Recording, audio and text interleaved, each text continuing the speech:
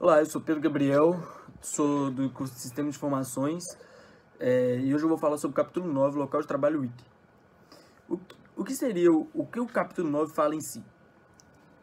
Ele foca muito no Robert Stephens e na Best Buy, principalmente no Geek Squad, que é a criação de Robert Stephens, que é um tipo de suporte técnico meio alternativo, que ele utiliza da maior proximidade do cliente.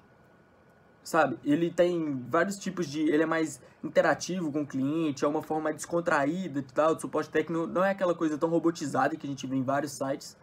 Isso mostra o tanto que o estilo do comércio, essas coisas estão mudando. E é isso que fala muito nesse capítulo. A socialização do local de trabalho, a ascensão social, as coisas que mudam, sabe, que mudaram no local de trabalho e tal, como por exemplo, a hierarquia. Aqui nesse capítulo fala muito sobre a diminuição da hierarquia. Para quê? Para a centralização do cliente, que foi o que o dono da Best Buy, Anderson, ele fez. Anderson. O que o Anderson fez? Ele procurou centralização do cliente, que é a maior interação do cliente, o que o cliente precisa, o que gera mais lucro para ele e tal. O que ele fez? Para conseguir esse perfil, para trazer esse perfil do cliente, ele precisava de quem? De quem trabalhava na linha de frente.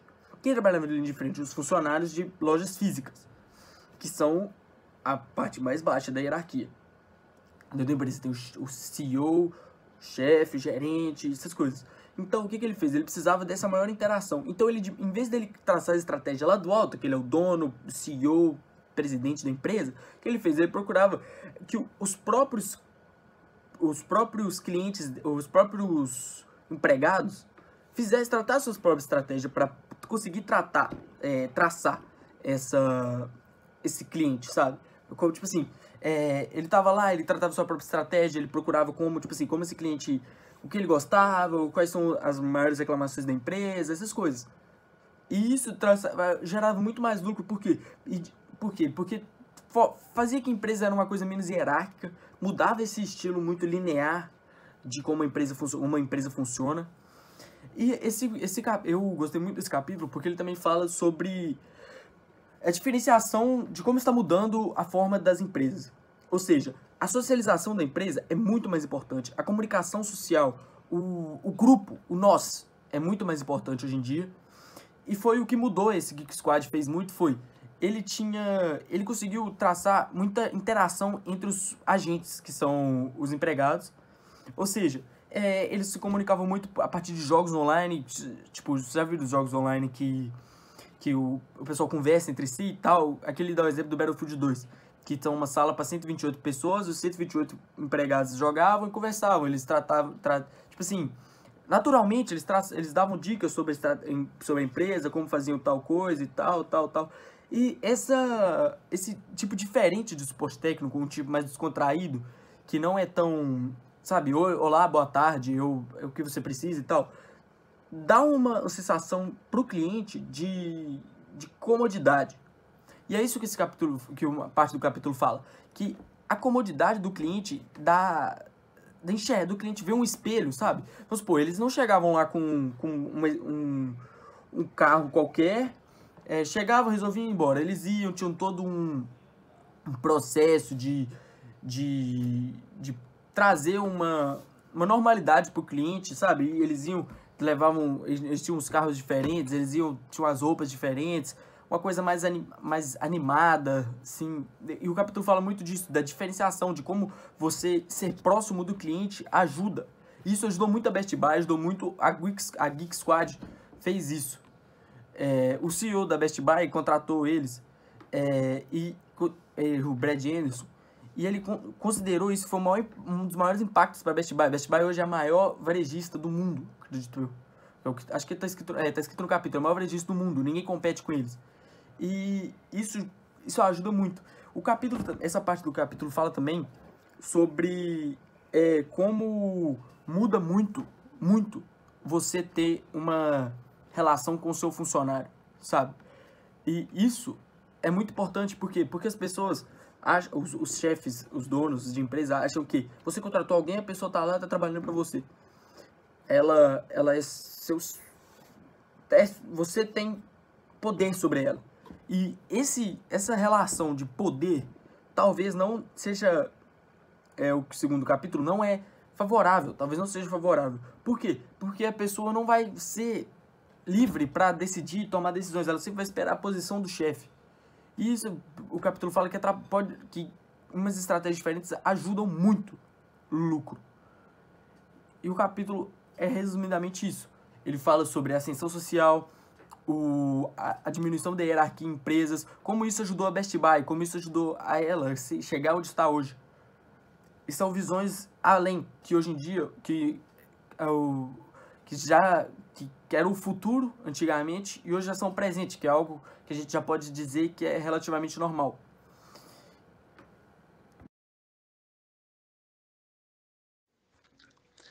E aí, pessoal, tudo bem? Meu nome é Bruno de Almeida e eu vou apresentar agora a segunda parte do capítulo 9 do Local de Trabalho Week. Quando se fala em computação social na empresa, já se pensa logo em um novo tipo de organização, novas abordagens de trabalho.